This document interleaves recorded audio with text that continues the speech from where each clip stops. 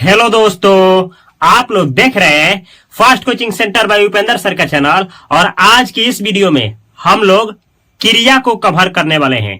यानी क्रिया क्या होता है, उसके भेद कौन कौन से होते हैं, कितने होते हैं और कैसे पहचाना जाता है, ये सीखने वाले हैं। जिससे 10th क्लास और 12th क्लास में मिनिमम 2 या 3 क्वेश्चंस आते ही आते हैं। तो चलिए शुरू से शुरू करते हैं। यह है आपका क्रिया।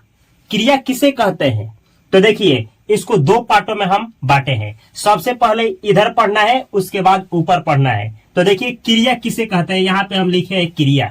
क्रिया किसे कहते हैं? तो जिस शब्द से किसी कार्य का करने या होने का बोध हो, उसे ही क्रिया कहते हैं। यानी जिस शब्द से ना किसी चीज का करने का या होने का बोध होगा, उसे ही हम लोग कहेंगे क्रिया, वर्ब। इसका पहचान क्या होता है कि लास्ट में ना आएगा। लास्ट में क्या आएगा? ना। अब जैसे कोई खड़ा होकर के हमसे बोला पटना, तो पटना क्या क्रिया है? तो सबसे पहले बतलाइए, पटना शब्द से क्या किसी काम का करने या होने का बोध होता है? नहीं होता है, तो ये क्रिया नहीं है। अब कोई खड़ा हुआ और हमसे पूछा नाना, अब बतलाइए ना, नाना कोई नाना शब्द से किसी चीज का करने या होने का बोध होता है? बिल्कुल नहीं, तो ये भी क्रिया नहीं हुआ। यानी ऐसा शब्द जिससे किसी काम का करने या होने का बोध हो, उसे ही क्रिया कहते हैं। पहचान होता है कि उसके लास्ट में ना आएगा। जैसे खाना, तो खाना क्या है? क्रिया है। पढ़ना, पढ़ाना, सुनना, लिखना, जाना, उठना, बैठना, ये सब क्या हुआ? ये क्रिया है, क्योंकि इन शब्दों से करने या होने का बोध हो रहा है और लास्ट में ना भी आ रहा है। तो देखिए, हम लिखे हैं क्रिया।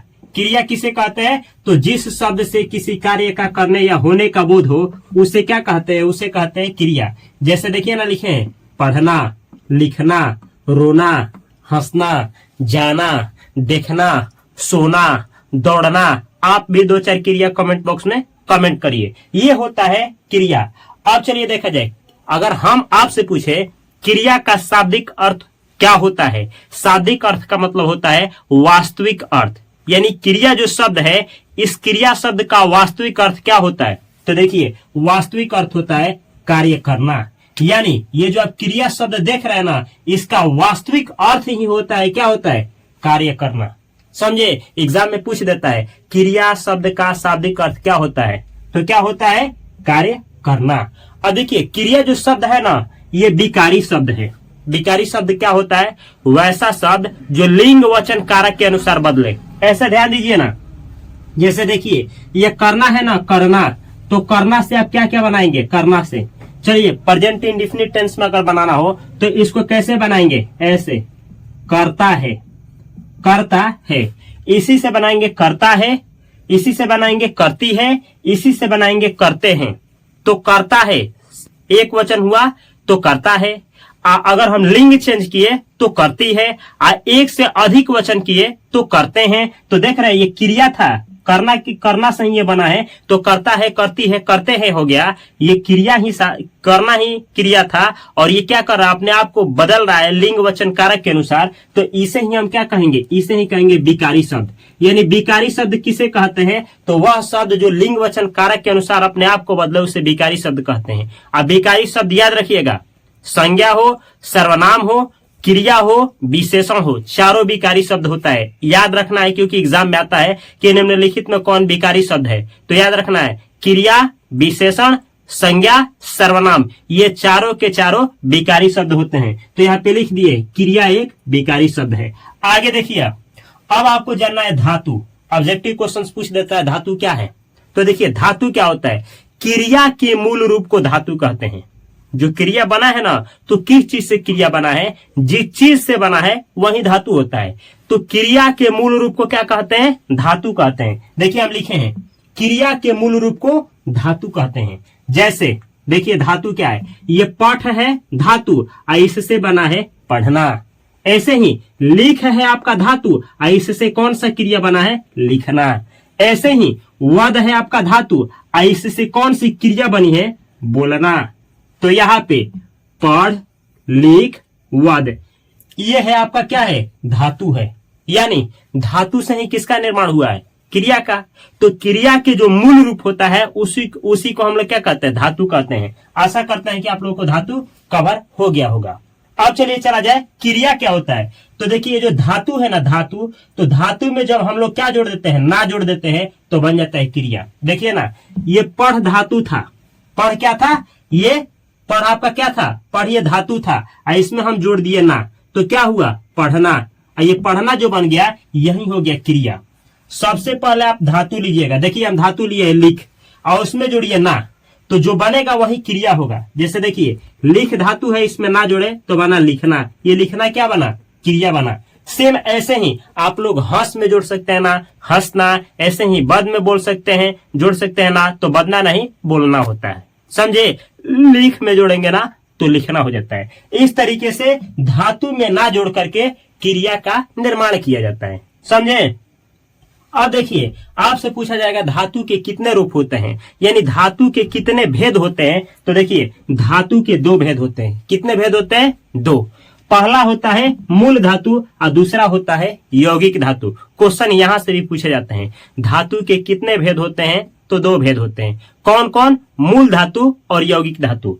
और देखिए मूल धातु क्या होता है, मूल धातु का मतलब होता है जो ये मेन है ना, ये पढ़ लिख बद, यही है मूल धातु, यानी यह स्वतंत्र होता है। ऐसा धातु जो स्वतंत्र हो, जिसमें कुछ भी ना जोड़ा गया हो, उसे ही कहते हैं मूल धातु।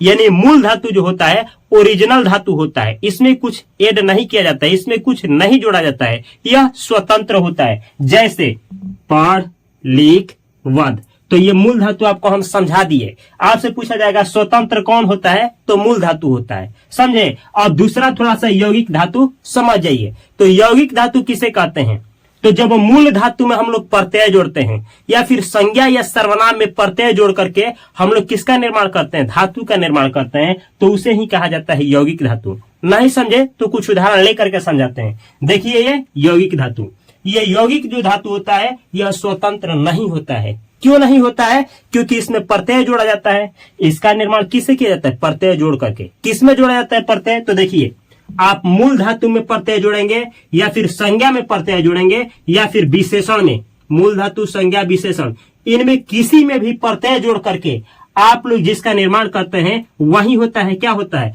वही होता है आपका यौगिक धातु। जैसे सज, सज क्या है, यह संज्ञा है, इसमें जोड़िएगा आवट, ये प्रत्यय है, दोनों को जोड़िएगा तो सजावट, ये सजावट जो है कौन सा धातु है, यह है आपका यौगिक धातु।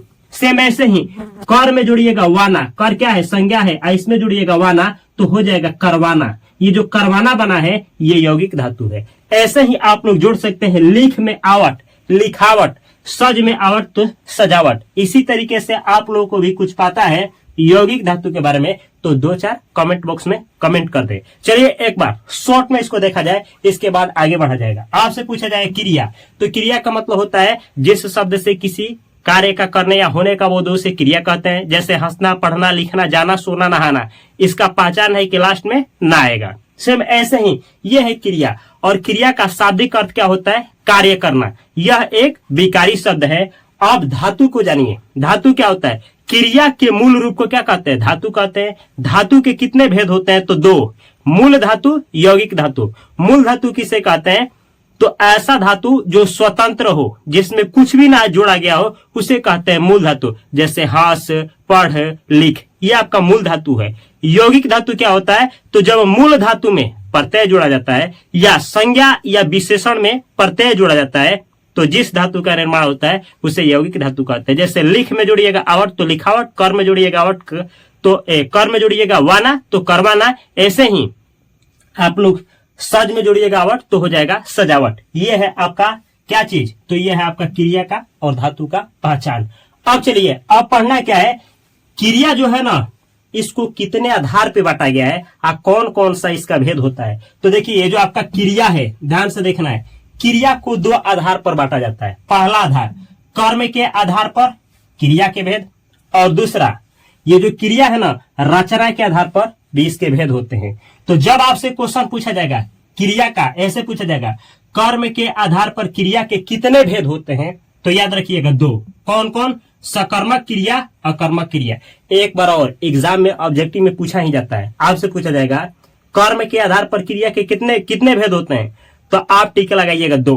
कौन कौन, सकर्मक क्रिया अकर्मक क्रिया। सकर्मक क्रिया, अकर्मक क्रिया, ये कर्म के आधार पर दो क्रिया के भेद होते हैं। अब देखिए, इसमें जो सकर्मक क्रिया होता है इसके भी दो भेद होते हैं। एक होता है एक कर्मक क्रिया और दूसरा होता है द्विकर्मक क्रिया। एक एक करके हम लोग पढ़ेंगे और पहचानना सीखेंगे। आगे देखिए, जब आपसे पूछा जाएगा कि रचना के आधार पर क्रिया के कितने भेद होते हैं, तो आप लोग टिक लगाएंगे 6। कितना? 6 लगाएंगे। तो देखिए, रचना के आधार पर क्रिया के 6 भेद होते हैं। कौन कौन? तो पहला होता है सामान्य क्रिया, ये दूसरा है संयुक्त क्रिया, नाम धातु क्रिया, प्रेरणार्थक क्रिया, पूर्वकालिक क्रिया और विधि क्रिया। ये 6 क्रिया जो है ये रचना के आधार पर क्रिया के भेद है। चलिए अब समझा जाए। सबसे पहले हम लोग पढ़ा जाए कि कर्म के आधार पर ये जो सकर्मक क्रिया है यह कैसे क्या होता है, कैसे इसका प्रयोग होता है, और तब देखा जाएगा एक कर्मक क्रिया, द्विकर्मक क्रिया, और तब देखा जाएगा अकर्मक क्रिया। तो सकर्मक क्रिया, सकर्मक क्रिया क्या होता है? सकर्मक क्रिया का मतलब होता है जब वाक्य में क्रिया के साथ कर्म हो या कर्म होने की संभावना हो तो उसे ही कहते हैं सकर्मक क्रिया। यानी आपको एक वाक्य दिया जाएगा, आपको पहचानना है कि उसमें जो क्रिया ही है वो सकर्मक क्रिया है कि नहीं। तो जब आप ये जान जाइएगा कि उस वाक्य में कर्म है या कर्म होने की संभावना है तो उसमें जो क्रिया आई है वही क्या है? सकर्मक क्रिया है। लेकिन कैसे आप पहचानेंगे, कैसे एग्जाम में क्वेश्चन आएगा, चलिए देखा जाए। इस तरीके से देखिए, जिस क्रिया के साथ कर्म हो या होने की संभावना हो, दोनों हो सकता है, या तो उस वाक्य में कर्म हो सकता है, एग्जैक्ट होगा ही होगा, या फिर होने की संभावना होगा, तो समझिएगा कि उसमें जो क्रिया आई है ना उस क्रिया को हम लोग सकर्मक क्रिया कहते हैं। जैसे वह आम खाता है। अब देखिए, यह एक वाक्य है, वह आम खाता है। अच्छा, वाक्य में कैसे आप जानेंगे कि कर्म है, इसमें कौन कर्म आया है, कर्म कौन है? तो देखिए, जो भी वाक्य होगा उस वाक्य में क्रिया के साथ क्या या फिर किसको लगाकर प्रश्न करिएगा और जो उत्तर आएगा उसे ही समझ जाइएगा कि वो क्या है, कर्म है। जैसे वह आम खाता है, अब प्रश्न करिए क्या लगाकर, क्या खाता है, आंसर क्या मिला? आम। तो ये जो आम आया है ना यही क्या है? कर्म है। तो अब बताइए, जब इस वाक्य में कर्म आया है तो इसमें जो खाना क्रिया है, ये जो खाना से बना है खाता, तो ये जो खाना क्रिया है ना ये कौन सा क्रिया हुआ? आपका हुआ सकर्मक क्रिया। चलिए एक और उदाहरण लेते हैं। अच्छा, ये देखिए, इसमें तो आपको कर्म क्या हो गया? मिल गया। लेकिन यह वाक्य देखिए, वह खाता है, इसमें क्या खाता है?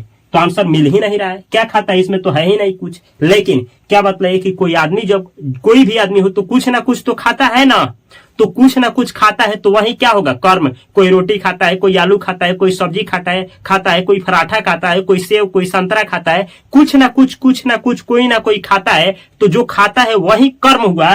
तो इस वाक्य में कर्म होने की संभावना है, इस वाक्य में कर्म होने की संभावना है, इसलिए यह भी वाक्य क्या है? सकर्मक क्रिया है। एक और उदाहरण लेते हैं। राम पत्र लिखता है। क्वेश्चन करिए, क्या लिखता है? आंसर आया पत्र। अब ये जो पत्र है ये क्या है? कर्म है। तो जब इसमें कर्म आ गया है तो इसमें लिखना से बना है, लिखता है। तो लिखना जो क्रिया है इसमें, ये कौन सा क्रिया हुआ? आपका सकर्मक क्रिया हुआ। यानी यह वाक्य दे दिया जाए, आपसे पूछा जाए इसमें कौन सा क्रिया है, तो सकर्मक क्रिया है। समझे? या फिर इसी को ऐसे पूछा जा सकता है, राम लिखता है। अब क्या लिखता है? तो आंसर नहीं मिलेगा, लेकिन मिलने की संभावना है, कुछ ना कुछ तो लिखता होगा ना, कर्म कुछ ना कुछ तो हो रहा होगा ना, तो कर्म होने की संभावना है, इसलिए यह वाक्य भी क्या है? सकर्मक क्रिया का उदाहरण है। आप लोग कैसे पहचानेंगे कि वाक्य में कर्म कौन है? तो देखिए, कर्म पता करने का ट्रिक, वाक्य में कर्म कैसे पता करेंगे, इसका ट्रिक क्या? देखिए, वाक्य में क्रिया के साथ याद रखना है, किसके साथ? क्रिया के साथ। क्या या किसको जोड़कर प्रश्न करने पर जो उत्तर मिलता है उसे कर्म कहते हैं। नहीं समझे? कोई बात नहीं, वाक्य दिया रहेगा तो क्रिया के साथ क्या जोड़कर या फिर किसको जोड़कर आप प्रश्न करेंगे, सेंटेंस के अनुसार क्या जोड़ेंगे और क्या जोड़ने पे आंसर नहीं मिलेगा तो किसको जोड़ेंगे, और दोनों में से कोई एक का आंसर जब मिल जाए और जो आंसर मिलेगा वही क्या होगा? आपका कर्म होगा। जैसे ये देखिए, राम पत्र लिखता है, तो पहले जोड़िए, इसको जोड़िए। राम पत्र लिखता है, क्या लिखता है? देखिए यहाँ पे क्या लिखता है? आंसर क्या मिला? पत्र। आंसर आपका मिला पत्र। यही जो पत्र है ना, इस वाक्य में क्या है? कर्म है। इस वाक्य में कर्म है, पकड़ा गया कि यही कर्म है। ऐसे एक और वाक्य लेते हैं, वह आपको मारता है। क्या मारता है? पहले क्या लगाइए? क्या ये क्या मारता है? आंसर नहीं मिल रहा है। अच्छा, अब इसको लगाइए, किसको मारता है? आंसर मिलेगा। किसको मारता है? आपको। तो ये जो देखिए, किसको मारता है, तो किसको मारता है, तो क्या आंसर मिला? आपको। तो ये जो आपको आया है ना, आपको, यही क्या है? कर्म है। यानी जब भी वाक्य दिया रहेगा और कर्म का पता लगाना होगा, तो क्रिया के साथ पहले क्या जोड़ करके प्रश्न करिएगा, आंसर मिलेगा तो वही कर्म हो जाएगा, या फिर किसको जोड़ करके प्रश्न करिएगा, आंसर जो मिलेगा वही कर्म हो जाएगा। और चलिए अब देखा जाए कि ये जो सकर्मक क्रिया है ना, इसके दो भेद, एक कर्मक क्रिया और द्विकर्मक क्रिया, होता क्या है और कैसे आप लोग पहचानेंगे। तो चलिए देखा जाए कि क्या होता है एक कर्मक क्रिया। जैसे कि आप लोग जान गए कि सकर्मक क्रिया के कितने भेद होते हैं? दो। कौन कौन? एक कर्मक क्रिया और द्विकर्मक क्रिया। तो देखिए, एक कर्मक क्रिया सबसे पहले जाना जाए, एक कर्मक क्रिया क्या होता है। तो देखिए, ऐसा क्रिया जिसके साथ एक कर्म हो। हेलो, एक वाक्य दिया रहेगा, एक क्रिया होगा और उस क्रिया के साथ एक ही कर्म होगा, तो आप कहिएगा उसे एक कर्मक क्रिया। जैसे जैसे देखिए ना, जिस वाक्य में एक कर्म हो उसे क्या कहेंगे? उसे कहेंगे एक कर्मक क्रिया। जैसे देखिए, यहाँ थोड़ा हल्का से देखिए, वह आपको मारता है। आंसर क्वेश्चन करिए पहले, किसको मारता है? मारता है तो किसको मारता है? आपको। आपको। ये जो आपको आया है, इस वाक्य में एक ही ना है, एक ही ना कर्म है, तो ये है एक कर्मक क्रिया। नहीं समझे तो एक और उदाहरण लेते हैं। राम पत्र लिखा है। राम पत्र लिखा है। क्या लिखा है? आंसर आया पत्र। और देखिए, किसको लिखा है? आंसर नहीं मिला। क्या लिखा है? पत्र। तो कर्म कितना है? एक ही कर्म आया है, तो ये है आपका क्या चीज? एक कर्मक क्रिया। एक और, वह आम खाता है। तो चलिए दोनों से क्वेश्चन करिए। जैसे कि आपको बताया था ना, क्या और किसको लगा करके क्वेश्चन करिए। वह आम खाता है। क्या खाता है? आंसर आया आम। एक कर्म पकड़ा गया। किसको खाता है? फिर आया आम को। तो यानी यही आ रहा है, यानी इसमें कर्म कितना है? एक है। तो एक जब कर्म है, तो ये जो खाना क्रिया से बनाए खाता है, तो यहाँ पे इस वाक्य में जो खाना क्रिया है वो एक कर्मक क्रिया है। समझे? एक वाक्य दिया रहेगा, क्या ये किसको लगा करके प्रश्न करेंगे, अगर एक कर्म पकड़ाएगा यानी मिलेगा, तो हम लोग जान जाएंगे कि उसमें जो आई है क्रिया वो एक कर्मक क्रिया है। जैसे कि आप लोग को यहाँ पे समझा दिए। लेकिन द्विकर्मक क्रिया क्या होता है? द्विकर्मक क्रिया, तो देखिए, जिस वाक्य में दो कर्म हो, कितने कर्म हो? दो। कैसे पता चलेगा? फिर वैसे ही वाक्य में क्या या किसको लगा करके प्रश्न करेंगे, पता चल जाएगा। तो देखिए, जिस वाक्य में दो कर्म हो उसे कहते हैं द्विकर्मक क्रिया। जैसे उदाहरण लेते हैं, राम ने भिखारी को धन दिया। अब क्वेश्चन करिए, क्या दिया? क्या दिया? क्या दिया? आंसर आया धन। एक कर्म पकड़ा गया। किसको दिया?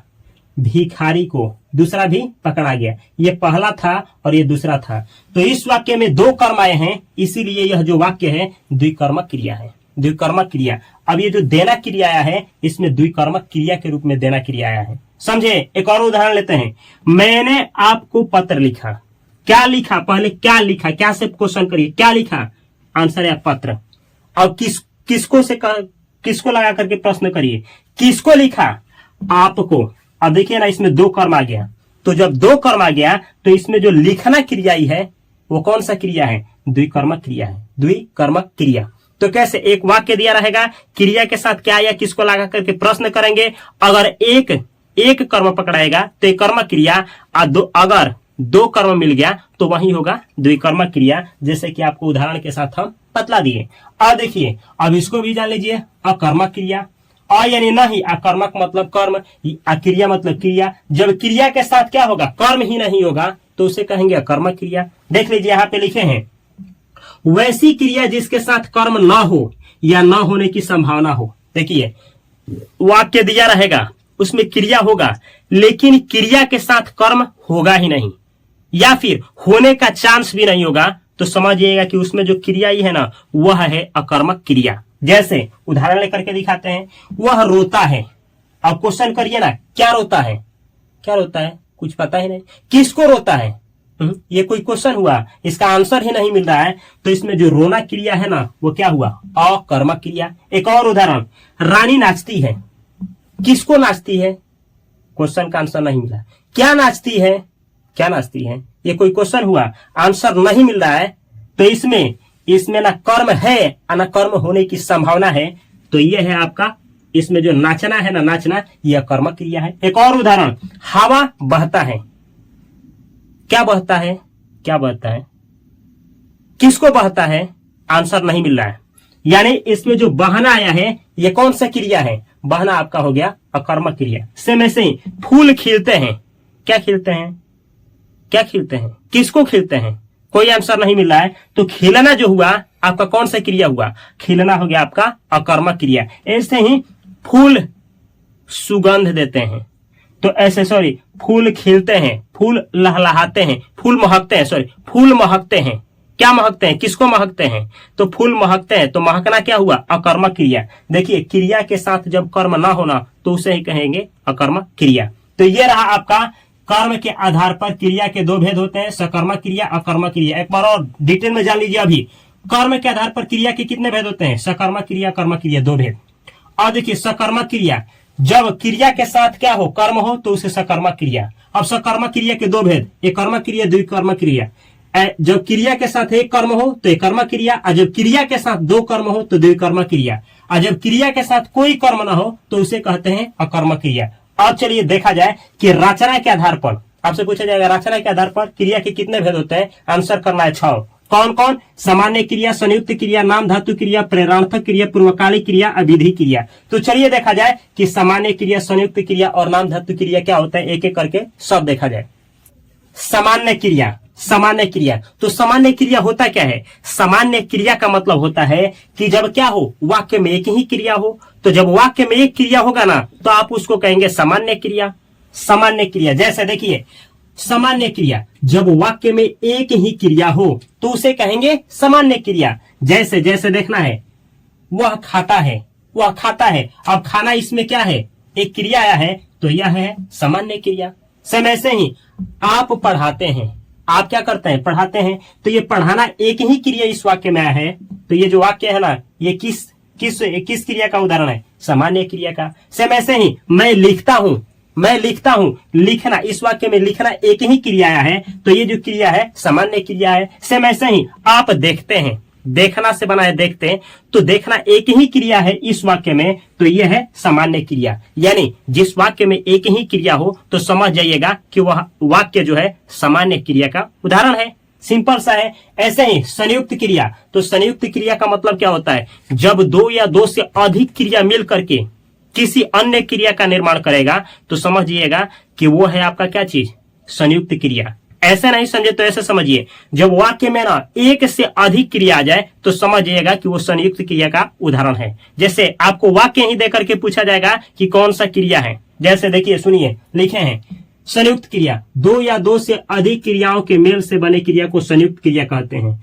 एक तो ये तरीका है, या फिर वाक्य में जब भी दो या देखिए जब वाक्य में एक से अधिक क्रिया पाइएगा तो समझिएगा संयुक्त क्रिया का उदाहरण है। जैसे मैंने खाना खा लिया है, अब देखिए ये खा से बना है खाना, खाना भी एक क्रिया होता है, और लेना से बना है लिया, तो खाना लेना दो क्रिया है, तो दो क्रिया है ना, तो यही है संयुक्त क्रिया। नहीं समझे तो एक और उदाहरण, तुम बाजार चले जाओ, चले यानी चलना भी होता है, आ जाओ जाना से बना है जाओ, तो चलना आ जाना दो क्रिया है इस वाक्य में, तो यह है आपका संयुक्त क्रिया। एक और उदाहरण, बस चल पड़ी, चल यानी चलना, चलना भी एक क्रिया होता है, अब पढ़ना भी एक क्रिया होता है, तो चलना पढ़ना दो क्रिया है इसमें, इस वाक्य में दो क्रिया है, तो ये किस क्रिया का उदाहरण है, संयुक्त क्रिया। सिंपल सा है, दो या दो से अधिक क्रिया जब भी आप वाक्य में पाइएगा संयुक्त क्रिया टिक लगाइएगा, आगे बढ़ जाइएगा और पढ़िएगा नाम धातु क्रिया। ये देखिए नाम धातु क्रिया, तो देखिए नाम धातु क्रिया बहुत आसान है।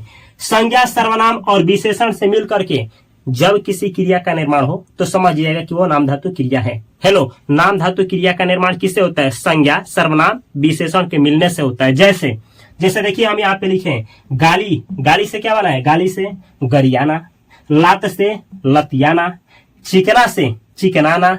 ऐसे ही तो गरियाना, लतियाना, चिकनाना ये कौन सा क्रिया है, तो ये है आपका नाम धातु क्रिया। चलिए अब देखा जाए कि प्रेरणार्थक क्रिया क्या होता है, पूर्वकालिक क्रिया क्या होता है और विधि क्रिया क्या होता है। प्रेरणार्थक क्रिया, तो प्रेरणार्थक क्रिया होता क्या है, देखिए प्रेरणार्थक क्रिया का मतलब, प्रेरणा आप जानते हैं प्रेरणा का मतलब होता है कि खुद ही काम मत करो, दूसरे से करवाओ। यस, तुम कर सकते हो, तुम कर सकते हो, ये प्रेरणार्थक क्रिया है। मतलब खुद काम करता नहीं करेगा, किसी और से करवाएगा, तो समझिएगा कि वही है प्रेरणार्थक क्रिया। जैसे मानिए कि खुद कोई वो लिखेगा नहीं, दूसरे से लिखवाएगा, खुद वो बोलेगा नहीं, दूसरे से बोलवाएगा, खुद वो पढ़ेगा नहीं, दूसरे से पढ़वाएगा, खुद वो कोई काम करेगा नहीं, दूसरे से करवाएगा। तो प्रेरणार्थक क्रिया का मतलब होता है वह क्रिया जिसमें कर्ता स्वयं कार्य न कर किसी और से करवाए, उसे कहते हैं प्रेरणार्थक क्रिया। देखिए वाक्य दिया रहेगा, उसमें कर्ता कोई काम नहीं करेगा, दूसरे से करवाएगा, तो वह जान जाइएगा कि वह जो वाक्य है उसमें जो क्रिया आई है वह क्रिया प्रेरणार्थक क्रिया का उदाहरण है। जैसे देखिए वह पत्र देखिए वह पत्र लिखवाता है। और देखिए क्या वह पत्र लिखता है? नहीं, लिखता नहीं, लिखवाता है। तो जब कर्ता स्वयं काम नहीं करे, दूसरे से करवाए, तो वही होता है प्रेरणार्थक क्रिया। अब इसमें लिखवाता, ये जो लिखवाना जो आया है ना, लिखवाना, ये लिखवाना जो क्रिया है ये क्या है? आपका प्रेरणार्थक क्रिया है। चलिए एक और वाक्य, वह पढ़वाता है, सॉरी मैं पढ़वाता हूं, मैं पढ़ता नहीं हूं, मैं पढ़वाता हूं। तो इसमें जो पढ़वाना आया है क्रिया, पढ़वाना क्रिया, ये कौन सी क्रिया है? ये है आपका प्रेरणार्थक क्रिया। मैं लिखवाता हूं, मैं पत्र लिखवाता हूं, मैं लिखता नहीं हूं, लिखवाता हूं। तो लिखवाना क्या हुआ? प्रेरणार्थक क्रिया।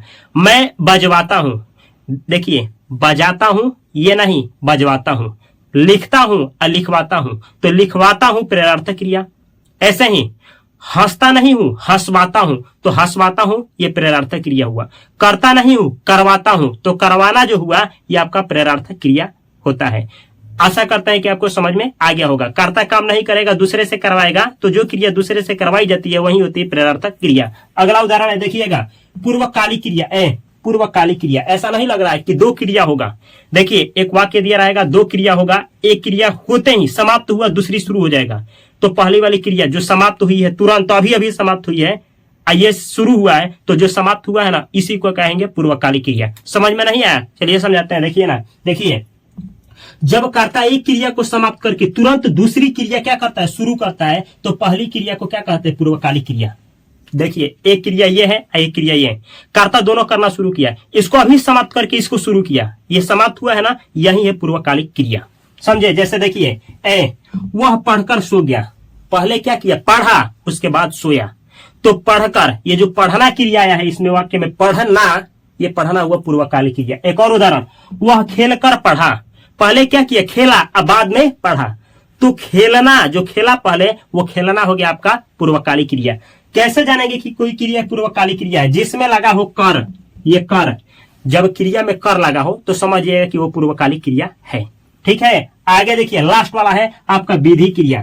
तो विधि क्रिया ऐसी क्रिया जिसमें आदेश लेने का, देने का, सलाह लेने का, देने का, अनुमति लेने का, देने का बोध हो, तो उसे ही कहेंगे सलाह, आदेश, रिक्वेस्ट, प्रार्थना, ये सारा का बोध होता है, उसे ही कहा जाता है विधि क्रिया। नहीं समझे तो देखिए यहाँ लिखे, क्रिया के जिस रूप से अनुमति, अनुरोध, प्रार्थना, आज्ञा, आदेश, सलाह आदि का बोध हो, उसे ही क्या कहेंगे? विधि क्रिया। जैसे देखिए अंदर आओ, ये आपको आदेश दिया जा रहा है, अंदर आओ, इसमें क्रिया क्या है? आओ। तो ये जो आओ क्रिया है, पहले तो इस वाक्य से आदेश दिया गया है, तो इसमें कौन सी क्रिया होगी? विधि क्रिया। लेकिन इसमें क्रिया क्या है? आओ। ये तो इसमें आना क्रिया है, ये आपका विधि क्रिया हुआ। बड़ों का कहना मानो। अब देखिए ये एक वाक्य है, बड़ों का कहना मानो। अब इसमें क्या दिया गया है? सलाह दिया गया है। तो जब सलाह दिया जाए वाक्य में तो विधि क्रिया होती है। इसमें क्रिया क्या है? मानना। मानना से बना है मानो, तो मानना इस वाक्य में क्या हुआ? आपका विधि क्रिया। तो ये है क्रिया चैप्टर। इसी तरीके से आप लोग व्याकरण का हर एक टॉपिक मुझसे पढ़ना चाहते हैं, वो भी फ्री में यूट्यूब पे, तो यहाँ पे है प्ले लिस्ट। इसमें हर एक टॉपिक को, जैसे कि आपका वर्ण विचार, शब्द विचार, संधि, समास, संज्ञा, सर्वनाम, जितने भी टॉपिक होते हैं हिंदी ग्रामर का, सब कुछ इस प्ले लिस्ट में मिलेगा फ्री में। तो यूट्यूब पे fast coaching channel by Upendra sir को चैनल को सब्सक्राइब करें अगर आप लोग फेसबुक या इंस्टाग्राम पे देख रहे हैं तो, या अगर आप लोग इसको यूट्यूब पे ही देख रहे हैं तो इस चैनल को सब्सक्राइब करके बेल आइकन की घंटी को दबा लीजिए। और फेसबुक, इंस्टाग्राम पे fast coaching centre by Upendra sir के चैनल को ज्वाइन अवश्य करें। वीडियो अगर आपको अच्छा लगा है तो इस चैनल को अपने दोस्तों और अपने भाइयों के साथ अवश्य शेयर करिए। मैं मिलता हूं अगली वीडियो में बेहतर कंटेंट के साथ। तब तक के लिए आप सभी को तहे दिल से नमस्कार। Thanks for watching this video. Video अच्छा लगा हो तो इस चैनल को अवश्य सब्सक्राइब करें।